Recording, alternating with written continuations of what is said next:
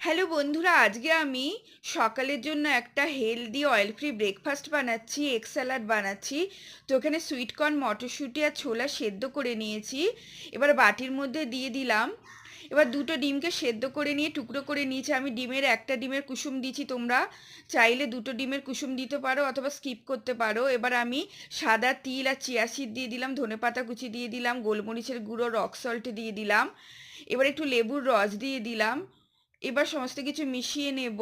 Egg স্যালাডটা এইভাবে তৈরি করে নেব আমি। দেখো, রেডি হয়ে গেছে এগ স্যালাডটা। আর এখানে আমি তিনটে ব্রেড আমি টোস্ট বানিয়ে নিয়েছি। আমি বাটার দিয়ে নিই, তোমরা ইচ্ছে হলে বাটার দিয়ে দিতে পারো ব্রেডের মধ্যে। তো রেডি হয়ে গেছে এখানে লেমন টি, ব্রেড টোস্ট আর এগ স্যালাড। আর এখানে আমি ডাল সেদ্ধ করেছি মটরশুঁটি দিয়ে। এর মধ্যে আমি কাঁচা লঙ্কা, ধনেপাতা দিয়েছি। আর একটুখানি আমি পেঁয়াজ দিয়ে দিয়েছি। তোমরা ইচ্ছে করলে এর মধ্যে বাটার দিয়ে দিতে পারো। আর যারা তোমরা ওয়েট কন্ট্রোল করো বা অয়েল ফ্রি খাবার খাও, তো এইভাবে তোমরা বানিয়ে নিতে পারো অয়েল ফ্রি